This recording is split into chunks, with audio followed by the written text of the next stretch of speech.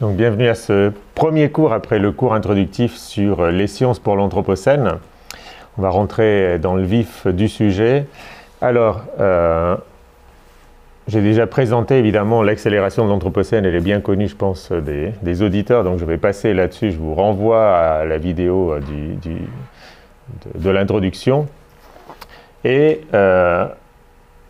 on commence direct avec les hypothèses en fait, qui ont été avancées pour expliquer cette grande accélération.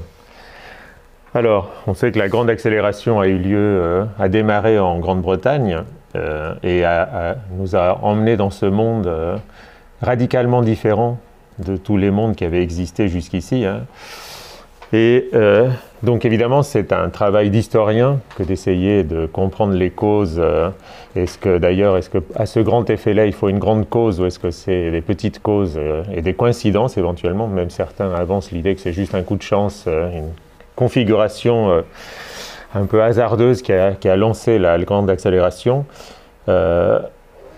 Donc j'en profite ici pour dire que je ne suis pas historien et que le but de ce cours était de lancer des hypothèses, de lire ensemble certaines références et d'y réfléchir collectivement parce que, disons, au-delà des travaux dans des disciplines très circonscrites et très spécialisées, je pense que la situation actuelle nous contraint à essayer d'avoir des visions un peu plus larges et de discuter ensemble de ces grands événements que nous vivons et de ces grandes mutations.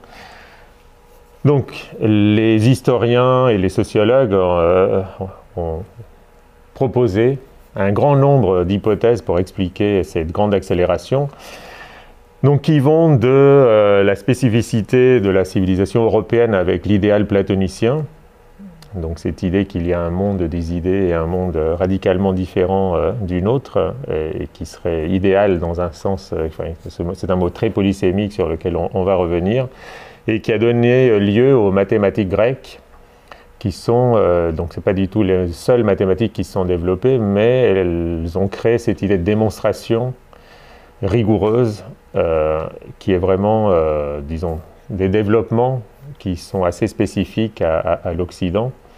Et donc ça, c'est un des ingrédients spécifiques de la civilisation européenne qui a été souvent avancé, et donc on va s'y intéresser aujourd'hui, et qui a mené en fait à la vision mathématique du monde qui a été proposée par Galilée et Newton, et qui était au départ assez incapable de changer quoi que ce soit dans le monde, puisque c'était essentiellement tourné vers des mouvements simples ou alors le système solaire. Mais ça a donné confiance dans le fait que le monde pouvait être expliqué et contrôlé. Et cette confiance a certainement joué un rôle dans la révolution scientifique et ensuite dans la révolution industrielle. Un des autres ingrédients, ça a été la présence en Royaume-Uni, mais en Europe aussi, d'artisans qui étaient à la fois très compétents techniquement et respectés. C'est-à-dire que ce n'était pas juste des gens qui étaient, on va dire, capables techniquement, mais loin des sphères du pouvoir. C'est-à-dire que ce savoir-là était respecté et considéré comme un savoir important. Et ça a donné un lien fort entre les théories et des savoir-faire. Et ça, c'est assez unique dans l'histoire, disons, de post-Renaissance en Europe. Et une autre spécificité de la post-Renaissance en Europe, c'est cette République des lettres à l'échelle européenne qui autorisait différentes hypothèses et des contestations intra-européennes, ce que la Chine, par exemple, a moins connu. Et donc, une des grandes questions que les historiens se posent, c'est alors que technologiquement, la Chine était à peu près au même niveau que l'Europe, voire plus avancée, même au niveau économique, pourquoi la révolution industrielle a eu lieu en Europe et pas en Chine? Ça, c'est une des grandes interrogations. Et une des hypothèses qui a été proposée, c'était cette indépendance des États européens et même des provinces ou des sous-divisions européennes qui permettaient une pluralité des savoirs et des contestations, ce qui était plus difficile en Chine avec un pouvoir plus centralisé.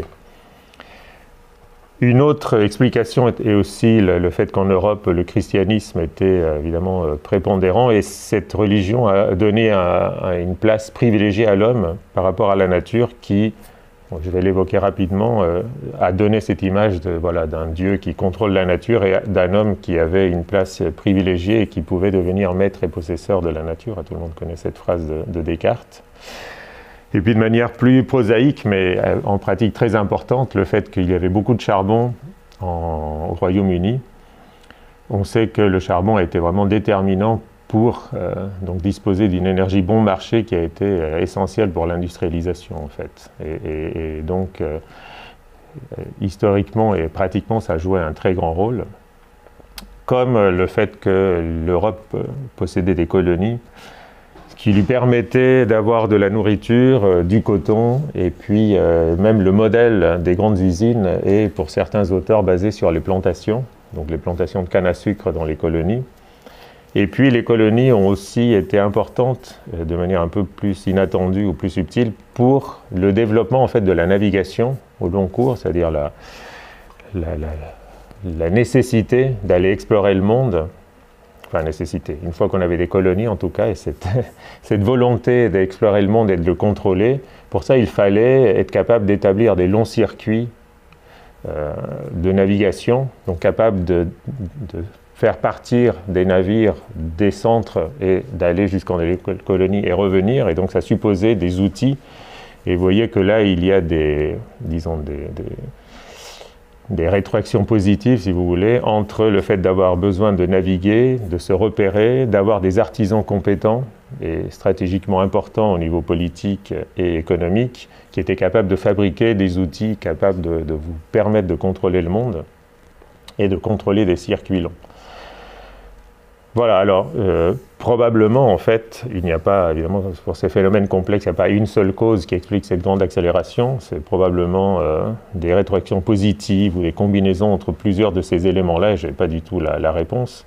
Je voulais juste faire un peu une recension des principales causes que j'avais trouvées, mais on va essentiellement se focaliser ici sur le lien, enfin les ingrédients qui ont un lien avec les sciences modernes. Okay. Et aujourd'hui, notamment, on va s'intéresser à cette idée d'idéal platonicien et de mathématiques grecques qui sont vues très souvent comme, en gros, la naissance de cette idée de science moderne. Et on va aller, en gros, jusqu'à Newton. Enfin, on va voir le temps, comment il se passe dans les explications et dans les présentations. Mais essentiellement, on va aller jusqu'à Newton, la confiance dans le monde explicable, et puis surtout, comment les mathématiques sont devenues pertinentes pour le monde réel. Okay. Et si on a un peu de temps aussi sur le christianisme aujourd'hui ou la prochaine fois. Bien, alors j'avais donné aussi de la biblio à lire, donc je la rappelle ici, elle est sur le site de l'école urbaine, donc n'hésitez pas à vous y référer et à en discuter si vous voulez sur le chat, puisque étant donné les circonstances actuelles, c'est plus facile d'interagir a posteriori sur le chat, donc je regarderai un peu ce qui circule et dans la mesure des possibilités, je répondrai. Donc voilà, ça c'est les quatre livres ou articles qui m'ont semblé intéressants pour cette partie du cours. Alors, dans l'invention de l'idéal, justement, qui est un des livres qui m'a servi ici, donc le philosophe François Julien suggère que Platon a été une inspiration décisive pour les révolutions scientifiques de Galilée et de Newton pour ce qu'il appelle décoïncider, c'est-à-dire en gros s'écarter de la science aristotélicienne qui était la science dominante à cette époque-là. Donc les influences de Platon sur Galilée sont aussi l'objet d'un grand nombre d'articles, là je ne vais pas rentrer dans le détail. Ce qui m'intéresse ici, ce que dit Julien, c'est qu'à l'époque, expliquer le réel par l'impossible, selon la formule de Coiré, hein, c'est-à-dire que Galilée, par exemple, parle plus ou moins du principe d'inertie, c'est-à-dire le fait qu'un corps va continuer indéfiniment à avoir le mouvement qu'il a tant que personne ne l'arrête, ce qui est quelque chose qui est complètement impossible sur Terre, on sait bien, il n'y a pas de mouvement infini. Et donc on va essayer d'expliquer les mouvements réels par des idéalités mathématiques comme ça, impossibles dans le monde réel. Donc Coiré dit c'est une idée folle et François Julien prolonge, aujourd'hui encore personne n'a pu expliquer pourquoi des phénomènes de la nature venaient si sagement se ranger sous les figures de la géométrie. Et François Julien, qui est sinologue, compare ça à la situation chinoise où on a envisagé disons, l'importance d'un monde idéal ou d'un monde mathématique, mais la sagesse chinoise a vu ça plutôt comme un emballement de la pensée, qu'on peut penser plein de trucs dans sa tête, faire des belles mathématiques, mais bon, très vite ça va tourner à vide et que ce n'est pas pertinent pour le monde réel.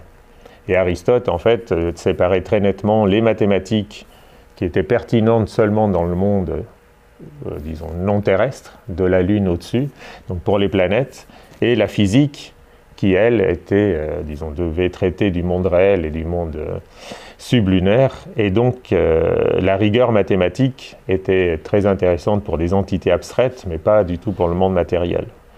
Notamment, il disait, les mathématiques ne peuvent pas fournir de cause au mouvement réel. Ça, c'est le rôle de la physique. Et on va y revenir, en fait. C'était quelque chose qui, de tout temps, en fait, par toutes les civilisations, était vu comme à peu près évident. On peut faire des maths, c'est joli, mais ça n'a pas de pertinence pour le monde réel, d'où l'importance de cette cassure introduite par les sciences modernes.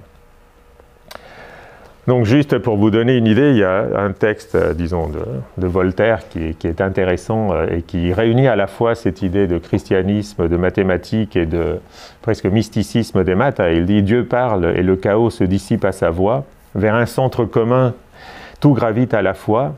Ce ressort si puissant, l'âme de la nature, était enseveli dans une nuit obscure. Le compas de Newton mesurant l'univers lève enfin ce grand voile et les cieux sont ouverts. Confident du Très-Haut, substances éternelles, qui brûlez de ces feux, qui couvraient de vos ailes le trône où votre maître est assis parmi vous, parlez. Du grand Newton n'étiez-vous point jaloux. Que ces objets sont beaux, que notre âme épurée vole à ces vérités dont elle est éclairée. Oui, dans le sein de Dieu, loin de ce corps mortel, l'esprit semble écouter la voix de l'Éternel. Donc c'est dans la préface des Principia de Newton, et je pense que ça rend bien une sorte de mysticisme un peu, bon, chez Voltaire c'est intéressant aussi de voir comment cette explication du monde, du système solaire, mais qui a été assez vite extrapolée à d'autres mondes de manière un peu abusive, a quand même configuré une sorte d'imaginaire de puissance et de contrôle en Europe, et qui est documenté par ailleurs, évidemment, pas seulement chez Voltaire. Alors, comment est-ce que Newton a fait ça? Disons, ça a été le premier à montrer que, on va dire, le système solaire se laissait mettre en équation. On connaît bien cet épisode-là de la gravitation universelle qui a été prolongé ensuite par Einstein.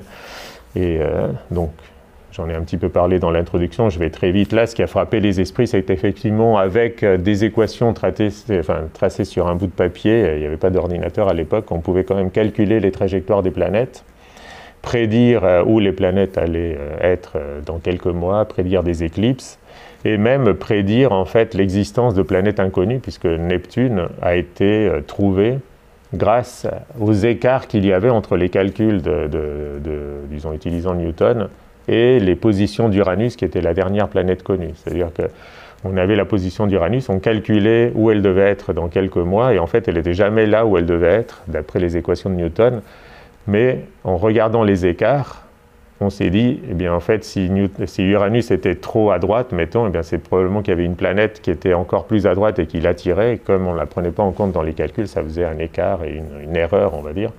Donc on n'était pas du tout dans l'épistémologie classique qui veut que si on a une théorie et que l'expérience s'écarte de la théorie, ben on jette la théorie.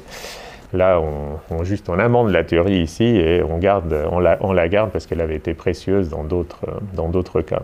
Et donc ça a aussi frappé les esprits que voilà, on avait un moyen qui ressemblait à ce que dit Voltaire ici, à la place de Dieu qui domine le monde et qui, le lieu horloger, le système solaire étant une horloge, et l'homme avait pénétré, on va dire, ce contrôle de ce système-là, comme si c'était une grande horloge. Donc ça, c'était un petit peu pour planter le décor et de la puissance des maths, en imagination en tout cas, et de la puissance de cette idée-là, mais si on veut être un petit peu plus, on va dire, concret et sérieux, disons, pour le moment, tout ce que je vous ai montré là, c'est limité au système solaire. La question, c'est est-ce que le monde sublunaire aussi se laisse mettre en mathématiques, ce qui était pour Aristote le plus difficile à imaginer. Donc on fait un petit retour en arrière par rapport à Newton. C'est Galilée, cette idée folle de rendre les mathématiques pertinentes. Et donc, pour creuser ça de manière un petit peu empirique, et ça c'est toujours important, je pense, de retourner aux pratiques, c'est une des leçons des sciences sociales, c'est le practical turn, donc vraiment aller toujours voir les pratiques des chercheurs et comment concrètement il faut avancer les idées et rendre les théories pertinentes, et pas en rester juste à des spéculations purement décollées du réel. Et donc je vais ici faire deux études empiriques. Une, c'est la description empirique de l'émergence des objets mathématiques et le lien avec la philosophie de Platon. Et deuxièmement, décrire de manière pratique comment Galilée va relier justement ce qui semblait jusque-là déconnecté, c'est-à-dire les mathématiques et le monde réel. Et comment il va inventer, en fait, et c'est le geste fondateur des sciences modernes, c'est pour ça que je pense que c'est important de le voir, il va inventer cette idée d'un détour par le laboratoire, c'est-à-dire qu'au lieu de s'intéresser au monde, on va le transformer le monde dans le laboratoire, et c'est ce monde-là, transformé dans le laboratoire, qu'on va pouvoir expliquer mathématiquement, qu'on va pouvoir contrôler, et à ce moment-là, il va falloir ensuite revenir dans le monde, et ça ne va pas toujours être simple, mais ce détour par le laboratoire est vraiment l'œuvre importante de Galilée, qui va aussi faire le lien entre la révolution scientifique et la révolution industrielle. Alors, pour expliciter tout ça, une personne l'a bien dit dans l'évolution créatrice, donc la science moderne est fille de l'astronomie, elle est descendue du ciel sur la Terre le long du plan incliné de Galilée. Et c'est vraiment ça, en fait. Les mathématiques qui étaient confinées au ciel vont descendre sur Terre, et c'est le plan incliné de Galilée qui va servir de jonction, en fait, entre les deux. C'est ça qu'on va voir rapidement. Alors, on pourrait faire l'expérience. Je vous renvoie au MOOC du Shels sur les expériences, où j'ai présenté cette expérience sur le plan incliné. Voilà, ici, on va le faire de manière plus théorique, mais quand même. Alors, donc je commence sur le côté empirique de l'invention des objets mathématiques. Donc ça peut être un peu paradoxal de dire, ben voilà, même les objets idéaux de mathématiques ont quand même une origine empirique. Mais je m'appuie ici sur une étude de Rev Yelnats, donc qui a une vingtaine d'années, où il a regardé concrètement dans les manuscrits grecs comment les mathématiciens avaient inventé et créé cette chaîne de déduction qui permettait justement d'avoir un raisonnement très solide.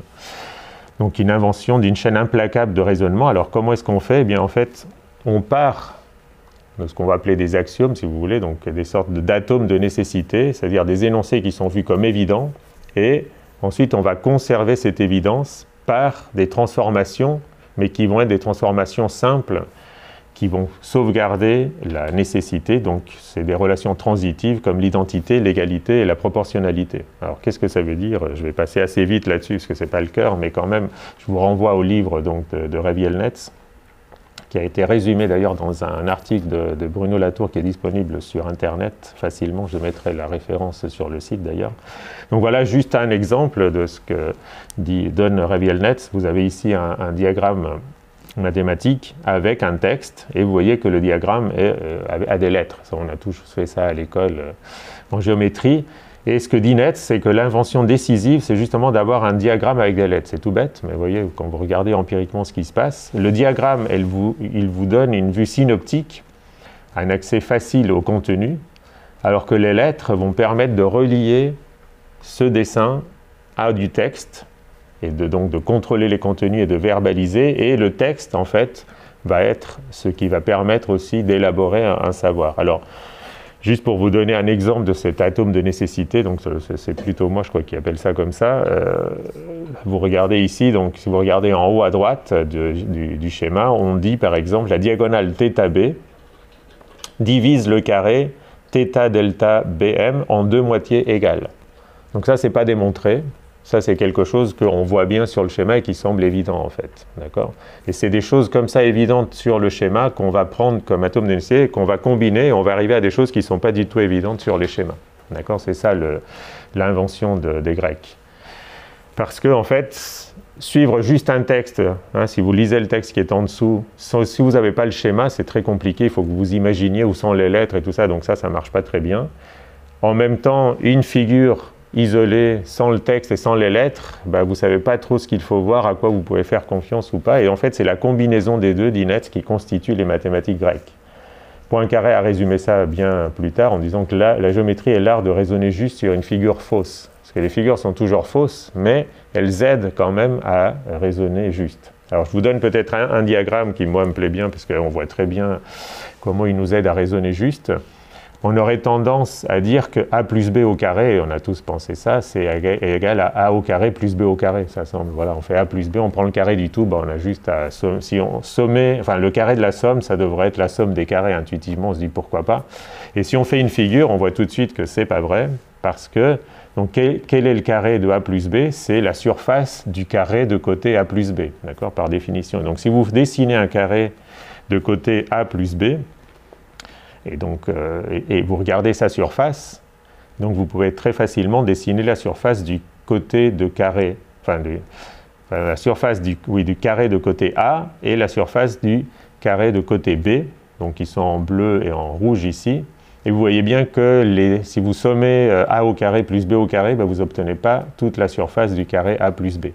D'accord ? Il vous reste deux petits bouts qui sont en fait, voilà, qui ont une surface égale à A fois B, donc le côté, enfin, la largeur fois la longueur, et il y en a deux comme ça, et donc vous arrivez visuellement à vous convaincre que le carré de A plus B, c'est A au carré plus B au carré, mais fois aussi 2AB. Okay, là, dans le diagramme, c'est assez efficace pour aller taper dans nos ressources cognitives visuelles, en fait. Okay, donc là, il n'y a pas de lettres, si vous voulez, donc Netz ne donne pas cet exemple-là, mais il me semble qu'il est assez parlant. Donc, concrètement, ce que montre Netz, en fait, c'est que si vous voulez faire des chaînes logiques parfaites, c'est-à-dire des chaînes déductives qui sont rigoureuses, ben, et en fait, il faut réduire considérablement le domaine que vous traitez. Il faut juste des diagrammes et des lettres, d'accord ? Quand vous êtes sur un diagramme, vous ne retenez que ça du monde et rien d'autre n'existe. Et il a regardé tout le corpus d'Archimède et il n'y a que 851 mots, en fait, qui sont utilisés. Et dans le monde réel, les chaînes de relations en fait, se rompent après un certain nombre d'étapes. Par exemple, si vous avez un liquide que vous transférez de A à B, ben, au bout d'un moment, en fait, vous perdez du volume, en fait, okay, par évaporation, parce que voilà, tout ne s'écoule pas, etc. Alors que dans le monde mathématique, vos relations sont vraiment transitives. Si vous dites que A est égal à B et B est égal à C, bien à ce moment-là, vous pouvez en déduire exactement que A est égal à C. Par ces relations transitives, d'accord ? Et donc, en fait, ce qu'on va faire, c'est, avec ces atomes de nécessité, on va définir un monde idéal dans ce monde de diagrammes, et à ce moment-là, avec des relations transitives, on a un monde où on peut être sûr de ce qu'on affirme et d'avoir des chaînes sans incertitude, d'accord ? Et le moment mathématique essentiel, c'est vraiment, en fait, dans les définitions. Bien, donc je finis sur Netz. La rigueur de la géométrie grecque, elle repose vraiment sur la réduction à des diagrammes aux lettres et à cette idéalité des objets mathématiques qui limite les possibilités. Netz note aussi d'ailleurs que la géométrie est complètement périphérique à la culture grecque, même les traits en fait, il y a très peu de mathématiciens dans la culture grecque, c'est vraiment un truc isolé que personne, ça intéresse en gros personne. Le seul que ça va vraiment intéresser, c'est Platon, qui va en fait s'inspirer de cette idée qu'on peut construire un discours qui vous donne une certitude absolue, donc logique, sauf qu'il ne va pas du tout respecter, donc il va être conforme à cet esprit-là, mais il ne va pas du tout respecter la lettre, c'est-à-dire ce discours-là ne devient possible, rigoureux, que parce qu'il est limité aux diagrammes et aux lettres, et aux objets mathématiques. Et Platon va extrapoler de manière assez sauvage l'idée d'une logique et d'une rationalité imparable sur le monde réel. Alors Netz dit peut-être que cette idée de mathématiques comme discours sûr est née en opposition à un monde grec où il y avait de la rhétorique, où il y avait beaucoup de discussions publiques, où il y avait de la controverse, qui est peut-être différent de ce qui se faisait en Chine, qui était beaucoup moins ouvert et des discussions moins, disons, de rhétorique ouverte, comme ça c'était plus de la manipulation, de la suggestion, et donc bon, c'est assez spéculatif, mais peut-être que ça explique la différence, j'y reviens toujours, entre l'Europe et la Chine. La question que Netz n'aborde pas, c'est, vous voyez, on creuse encore un peu, disons, voilà, on voit comment on arrive à un discours mathématique qui est certain, mais on creuse l'écart avec le monde, en fait. Donc ça ne répond pas du tout à la deuxième question, c'est comment relier le monde idéal et le monde réel. Et ça serait intéressant, donc je ne l'ai pas fait, c'est juste une idée comme ça parmi celles qui serait intéressant de discuter, de comparer par exemple à ce qui se fait en Chine avec le Yiking. Donc vous savez, le Yiking, c'est un dispositif d'hexagrammes. Vous avez 64 hexagrammes avec des combinaisons et tout, qui en gros sont pris comme une manière de symboliser certaines situations, et certaines situations en évolution notamment, Et Hegel, qui est cité par François Julien dans un autre livre, Hegel critique le dispositif du Viking parce qu'il passe de façon trop abrupte de l'abstraction à la matière. C'est-à-dire qu'on a d'un dispositif un peu géométrique ou mathématique d'un côté et la réalité d'un autre, mais le lien, il n'est pas du tout fait de manière rigoureuse, du moins point de vue scientifique. Alors, ce n'est pas du tout une critique parce que c'est des situations qui ne se laissent pas analyser de cette manière-là, mais en tout cas, ça serait intéressant de contraster le lien mathématique-réalité dans des deux côtés. Voilà, c'est juste une suggestion.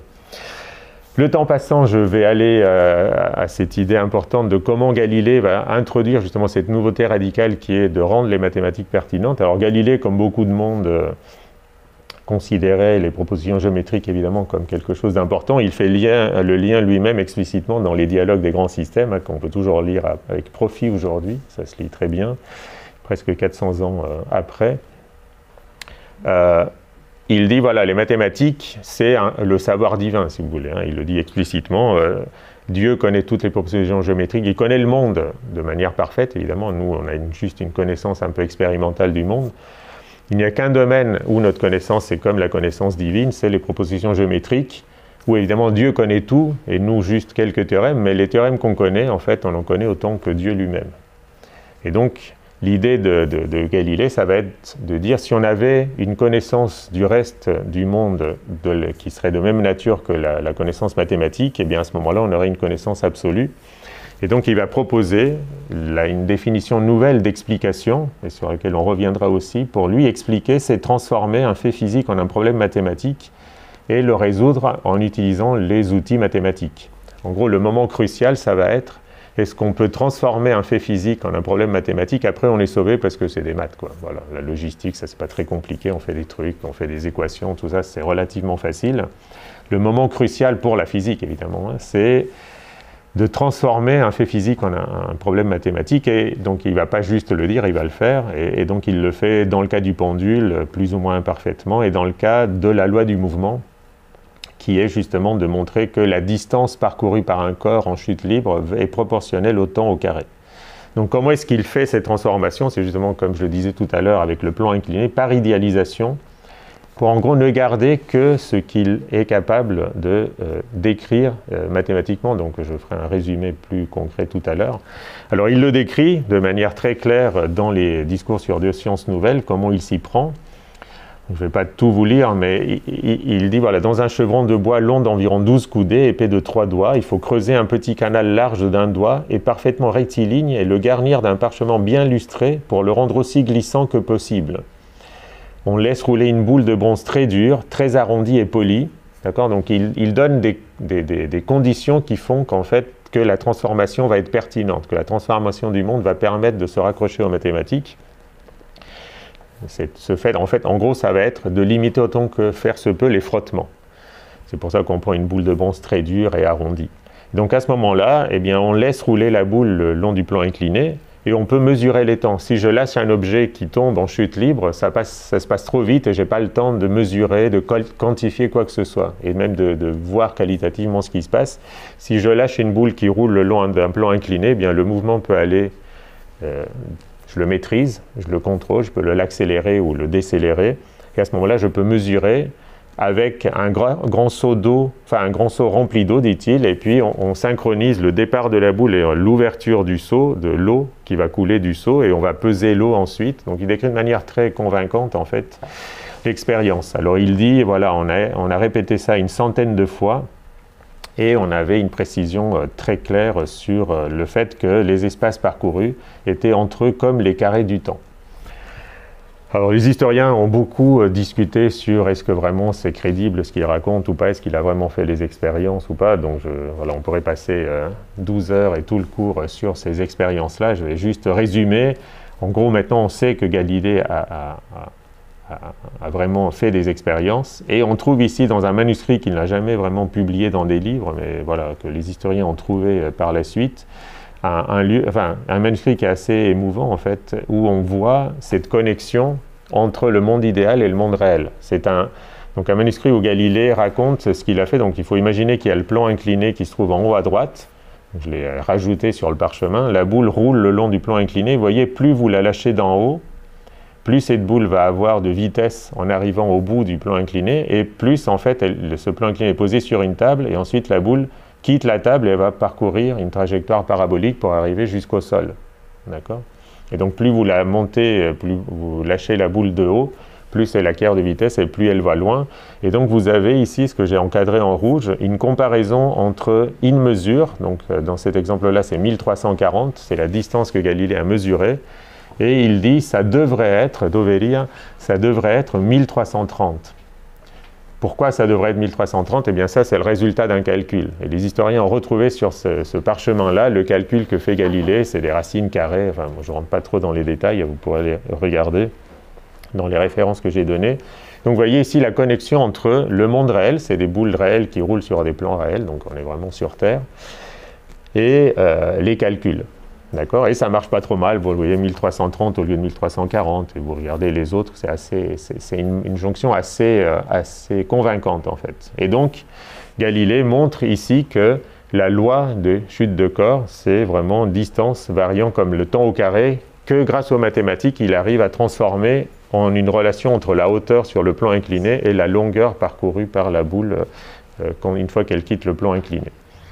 Alors évidemment, il sait que c'est un problème d'enlever le frottement, et il dit, voilà, effectivement, donc j'ai fait ma relation qui est vraiment, que j'ai démontré un peu dans l'abstrait, et après il va falloir compenser les obstacles dus à la présence de la matière. Vous voyez, et donc ce qui est intéressant, c'est que Galilée est bien conscient qu'il crée un monde idéal où le frottement est absent, aussi absent que possible, et après il va falloir compenser par les obstacles dus à la présence de la matière. Donc c'est déjà le fait qu'on va rentrer dans un monde idéal et que le monde réel va avoir plein d'obstacles, et il ne va pas avoir une sorte de priorité ontologique qui est donnée au monde idéal dans le laboratoire. Et ça va créer aussi énormément de problèmes dont on parlera tout à l'heure.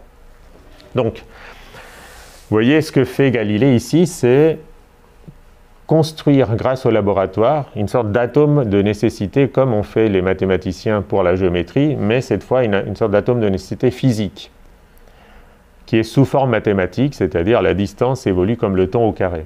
Et si vous arrivez à avoir des atomes de nécessité physique construits sous forme mathématique, et bien ensuite vous allez pouvoir les intégrer dans des chaînes de raisonnement comme ceux de la géométrie, et construire comme ça des raisonnements mathématiques qui vont être rigoureux, mais qui vont être aussi valables pour le monde réel, puisque les entités de base que vous avez mesurées et que vous avez rentrées dans votre logistique mathématique sont tirées du monde réel. Et dans les discours, vous avez des schémas comme celui que j'ai présenté à droite, sur la loi de chute des corps, qui ressemble au diagramme vraiment que font les disciples Archimède ou les disciples d'Archimède, mais cette fois-ci, non seulement sur la balance ou sur des entités mathématiques, mais vraiment sur ces atomes de nécessité physique. Et ces atomes, vous voyez, vous vous rappelez que pour qu'ils soient valables en géométrie, il fallait qu'ils soient évidents. Eh bien en fait, ces atomes-là de nécessité vont devenir évidents, entre guillemets, mais seulement dans les proto-laboratoires. D'accord? Donc sur les schémas, les atomes de nécessité mathématiques étaient évidents. Ici, ça ne va pas être juste sur des schémas, ça va être dans les laboratoires qui vont devenir évidents, comme sur le plan incliné, ça va être évident que la loi va être celle que vous dites, c'est-à-dire la loi distance comme temps au carré.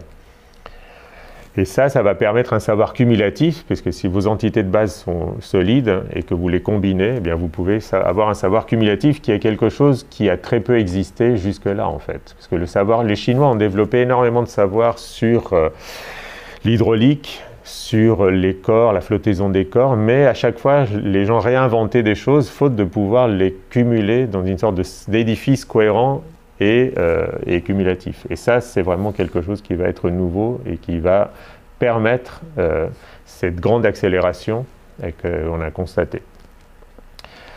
Évidemment, vous voyez ici ce que je vous montrais tout de suite, là, c'est raisonnement mathématique. La gloire de ce raisonnement mathématique est ce que nous avons vu tout à l'heure, ce qui a été fait par Newton. Et je vous ai montré ici pour mémoire, donc c'est accessible, on va dire, à partir de quoi, Bac plus 2, Bac plus 3 en physique, c'est tiré des cours de physique de Feynman, qui est vraiment quelque chose de très intéressant si vous voulez vous y plonger. C'est l'algorithme simple qui vous permet, en gros, de reconstruire le système solaire comme une horloge, un petit mécanisme qui avance et de vous sentir vraiment à la place de Dieu gouvernant le monde. Hein. Vous partez à t égale 0 de certaines positions, vous savez calculer les forces grâce à la formule que je vous ai mise là. Connaissant les forces, vous pouvez calculer les accélérations. Connaissant les accélérations, vous pouvez calculer les vitesses, puis les déplacements.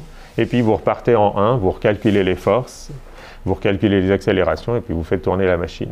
Après, on va construire avec ça des équations différentielles qui vont en gros résumer ces étapes-là, mais devenir un peu obscures. Alors que si vous les explicitez, comme le fait Feynman, et je trouve que pédagogiquement c'est vraiment intéressant, vous voyez sur le tableau qui est en haut à droite, il fait vraiment étape par étape tous ces calculs-là, et vous voyez reconstruire la trajectoire que vous avez à droite au milieu d'une planète autour du Soleil, et on retrouve l'ellipse de Kepler avec des petits calculs vraiment très simples à faire étape par étape. Et donc là, c'est la logistique des maths qui est vraiment qui montre toute la puissance et que vous pouvez étendre au moins conceptuellement quand il n'y a pas qu'une seule planète autour du Soleil, mais toutes les autres planètes. Alors là, il y a une parenthèse importante que je dois faire justement sur qu'est-ce que ça veut dire expliquer dans ce cas-là, parce que ça va être important pour les cours à venir. Et c'est là que j'utilise l'article intéressant d'Yves Gingras sur Newton, qui dit en fait, qui montre comment historiquement les mathématiques ont remplacé et écarté les formulations verbales comme en gros l'arbitre final et les vraies explications de phénomènes.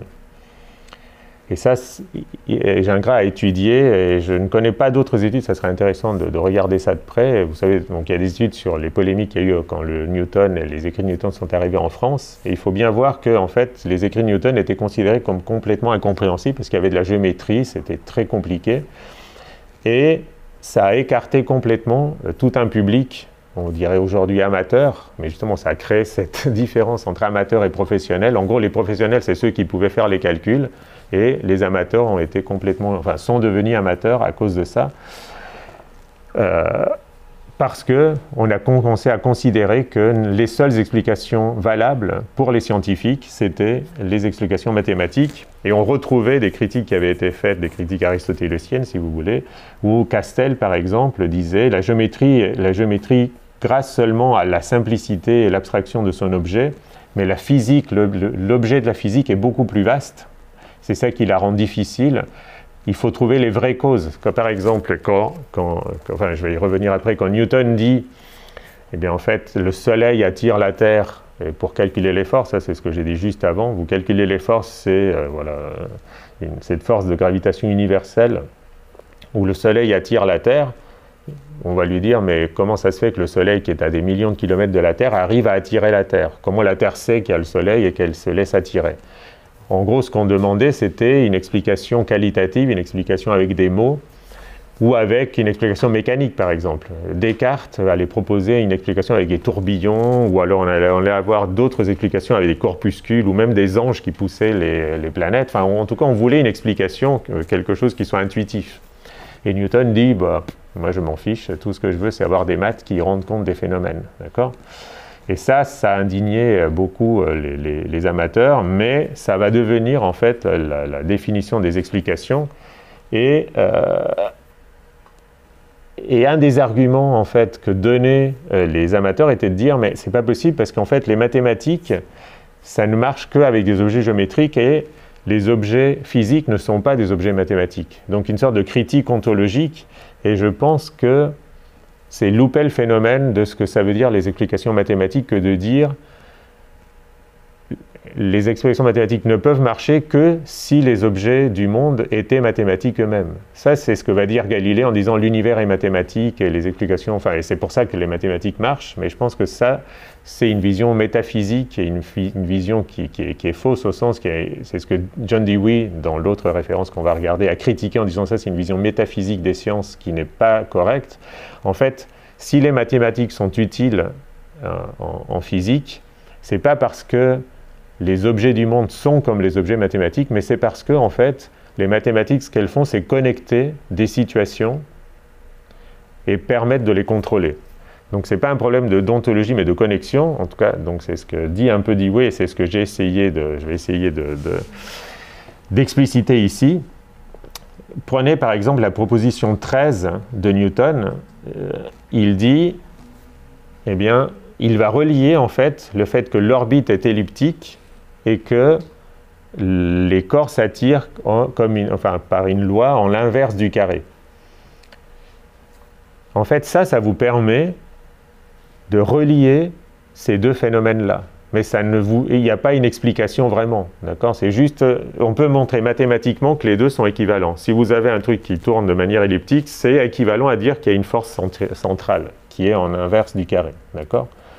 Mais ce n'est pas vraiment une explication. Ça ne vous dit pas pourquoi la gravitation attire un corps aussi loin que ça, d'accord? Et donc, vous voyez qu'on est en train de transformer une explication intuitive en quelque chose qui va connecter différentes choses, par exemple. Donc, ce que fait, grâce à ça, Newton va pouvoir vous dire, la chute de la Lune, c'est la même chose que la chute de la pomme. Parce que toutes les deux obéissent à la même loi. Je peux connecter ces deux phénomènes qui semblaient complètement intuitivement, on ne voit pas aucune relation entre une pomme qui tombe et la Lune qui tourne autour de nous. A priori, il n'y a aucune connexion entre ces deux idées-là.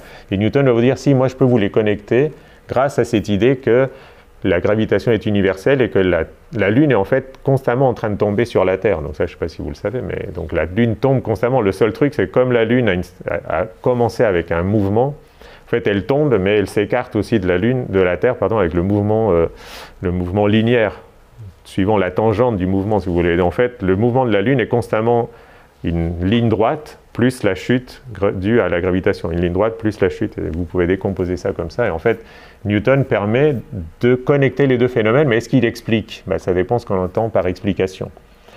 Et ces connexions mathématiques vont faire dire à Hannah Arendt, et c'est ça qui va m'intéresser pour la suite aussi, c'est, vous voyez, les scientifiques commencent à évoluer dans un monde où la parole a perdu son pouvoir. Les explications scientifiques ne vont plus être des explications intuitives, mais vont être des mathématiques. Et donc il n'y a plus de parole, et ça pose évidemment des problèmes pour la socialisation des sciences. Et qui dit socialisation des sciences, perte de socialisation, ça veut dire aussi que les scientifiques vont commencer à pouvoir accélérer dans leur coin, et ça va être aussi un élément déterminant pour la grande accélération. Bien, donc j'ai résumé ça ici rapidement pour dire, en fait, que font les lois scientifiques? Eh bien, en fait, vous avez plein de situations différentes. Une pomme qui tombe, la Lune qui tourne autour du Soleil, l'eau qui s'évapore et voilà. Vous avez un billet qui tombe ou une feuille qui tombe d'un arbre, par exemple. Vous avez des explications pour essayer de comprendre comment est le graphite, etc. Et en fait, une loi comme la loi de Newton, F égale m gamma, c'est-à-dire la force est égale à la masse fois l'accélération, eh bien c'est quelque chose qui va vous permettre de relier un certain nombre de phénomènes. Et comme le dit John Dewey, expliquer c'est connecter en fait. Connecter par la pensée différentes situations.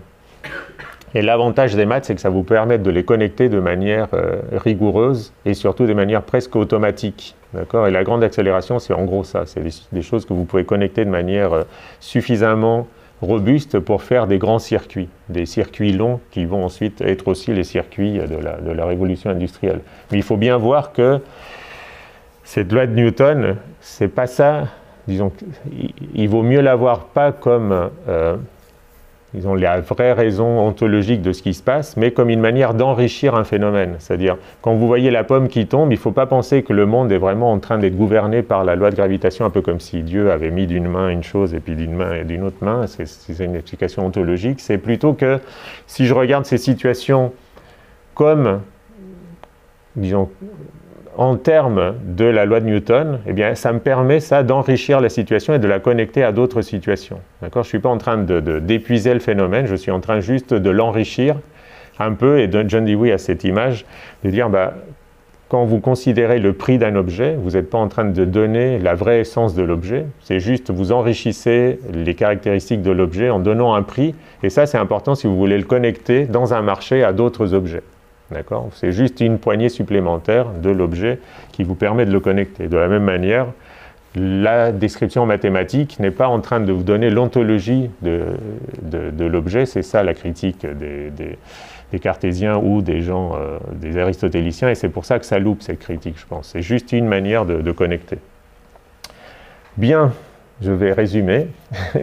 On va tenir toute l'heure finalement, je pense, mais je m'en doutais un petit peu. Donc j'ouvrirai dans le cours prochain sur d'autres choses, donc je vais quand même juste m'arrêter, mais je vais quand même résumer ici. Donc comment est-ce que Galilée relie l'idéal au monde via le laboratoire? Et vous voyez, en fait, le plan incliné de Galilée, c'est un proto-laboratoire, et ensuite, les nouveaux laboratoires, ça va être les machines. Et ça va être ça l'importance de Engine Science, c'est-à-dire cette idée de voir la révolution industrielle, la révolution des machines, et comment on la connecte à la révolution scientifique, c'est parce que la révolution scientifique va être dépendante totalement du passage par le laboratoire, et le laboratoire, ça va être essentiellement des machines, en fait. D'accord? Donc, je parlais de ce détour par le laboratoire. Vous voyez, dans le monde, vous avez des mouvements. Donc, les boules qui roulent sur un plan, c'est vraiment dans le monde, c'est clair, mais vous avez plein de mouvements dans le monde. Hein, là, les feuilles qui tombent des arbres, les oiseaux, etc. Et Galilée va prélever juste une petite partie de ces mouvements-là, et il va idéaliser, donc par simplification, il va essayer d'enlever le frottement, et à ce moment-là, dans le laboratoire, on va pouvoir trouver ces atomes de nécessité qui vont devenir évidents dans le laboratoire, et donc vont contribuer à expliquer dans le nouveau sens, c'est-à-dire à construire des mathématiques qui vont pouvoir vous connecter différents types de phénomènes. Et après, Galilée dit, évidemment, que ce passage par le laboratoire ne devient intéressant que si on peut revenir dans le monde et s'inspirer de ce qui s'est passé dans le laboratoire pour appliquer ce savoir-là. Et vous voyez qu'aujourd'hui, les scientifiques disent, voilà, on passe par le labo pour faire ensuite de la science appliquée. Donc on verra, évidemment, il y a plein de limites à ça. Hein. Tout ce que vous avez négligé, les frottements notamment, pour aller dans le laboratoire, mais elle ne va pas revenir de manière miraculeuse dans les applications. Et donc si vous voulez appliquer le savoir de Galilée à l'artillerie, par exemple, à un boulet de canon, eh bien en fait ça ne va pas marcher parce que un boulet de canon va perdre 90% de son énergie par frottement dans l'air, parce que ça va très vite. Et donc, le savoir que vous créez dans le laboratoire n'est pas pertinent pour les boulets de canon. Et donc, c'est ça qui a intéressé les mécènes de Galilée, hein, l'artillerie. Et donc, Galilée va avoir des soucis pour justifier la pertinence du passage par le laboratoire, mais c'est quelque chose qu'on connaît toujours aujourd'hui en physique, en biologie, et dans quelle mesure ce savoir-là est pertinent ou pas. En tout cas, ce passage par le laboratoire, on peut résumer, disons, ce qu'il apporte avec trois critères essentiels, pour résumer de ce que je vous ai dit aujourd'hui, qui me semble vraiment fondateur des sciences modernes. D'abord, il rend le phénomène enregistrable, reproductible et comme résultant d'une seule cause. Donc enregistrable, ça peut sembler à peu près trivial, mais c'est souvent très décisif, c'est-à-dire comment on rend un phénomène quantifiable, et en gros, Latour a une formule qui dit tous les phénomènes très compliqués dont parlent les sciences, en fait, quand vous regardez, ils se résument à la fin à une feuille A4. Tout se ramène à un truc qui est vraiment sur une feuille de papier, visible, et c'est ça qui vous permet de contrôler le monde, en fait. Et donc, il faut traduire l'action du monde en inscription. Donc, pour le plan incliné, clairement, c'est la hauteur du plan, c'est la longueur, voilà. Donc, on a transformé un mouvement en inscription. Si, alors je ne sais pas si le cadrage est bon, mais si je lâche ma feuille comme ça, vous voyez, transformez-moi ça en chiffres. Eh bien, ça va être plus compliqué.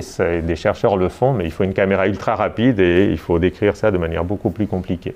Et donc ça va nécessiter l'invention d'instruments et de ce que l'auteur, donc le sociologue des sciences, Oberk, appelle Engine Science, donc des scopes, des mètres, des graphes, des chambres, enfin tout ça, ça va permettre de transformer le monde en chiffres et en schémas.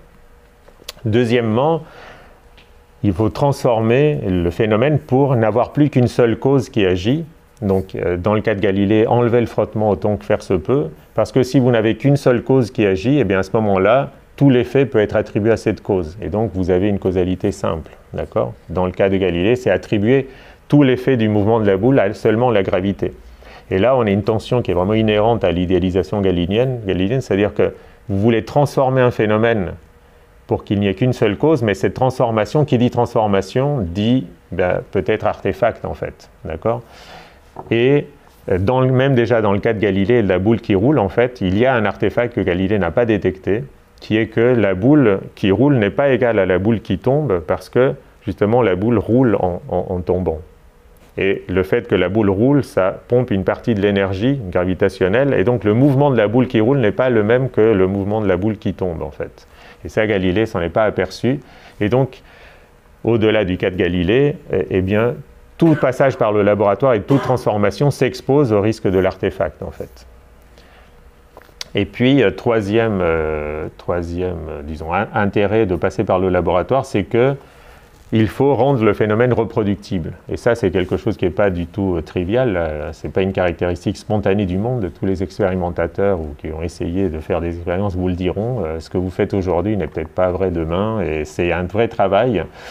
Mais il faut s'appuyer aussi sur ce que Andy Pickering, dans un des livres qu'on va étudier la prochaine fois, appelle un îlot de stabilité. C'est-à-dire, il y a dans le monde, et ça on le constate comme ça, il y a des îlots de stabilité, c'est-à-dire des situations qui, en gros, sont relativement faciles à reproduire. Dans le cas du plan incliné, par exemple, eh bien, la loi que Galilée va trouver de distance comme temps au carré, elle ne dépend pas, par exemple, du diamètre de la boule.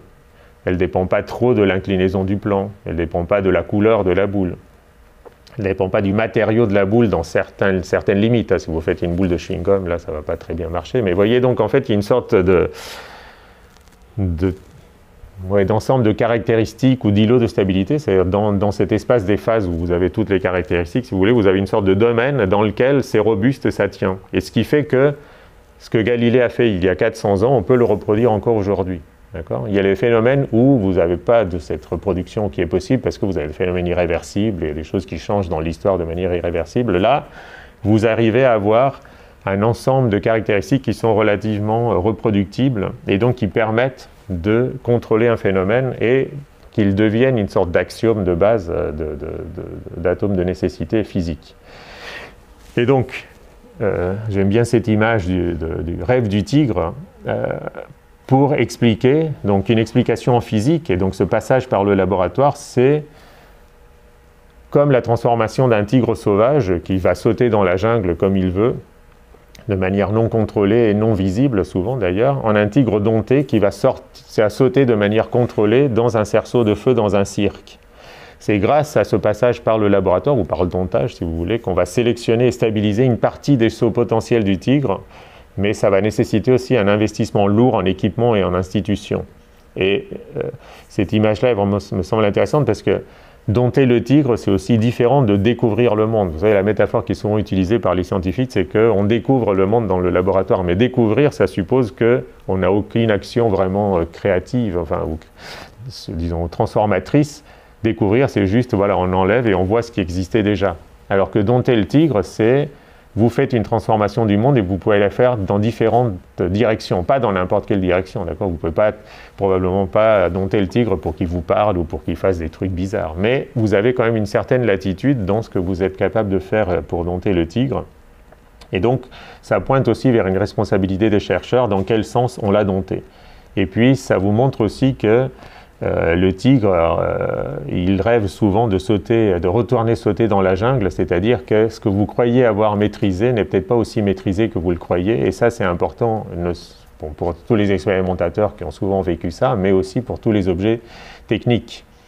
Évidemment, et les objets technologiques qu'on croit avoir domptés, prenez une centrale nucléaire au hasard, eh bien peut-être que vous pensiez l'avoir dompté et vous n'êtes pas aussi sûr de ça. Et donc garder cette sensibilité à un réveil possible du tigre, eh bien je pense que ça aiderait à garder une certaine modestie dans notre contrôle du monde. Voilà, j'en conclus là pour aujourd'hui, et puis nous allons voir de manière un peu plus articulée maintenant comment cette vision de la révolution scientifique comme une manière de dompter le tigre grâce à l'idéal va aussi nous permettre de mieux connecter la révolution scientifique à la révolution industrielle.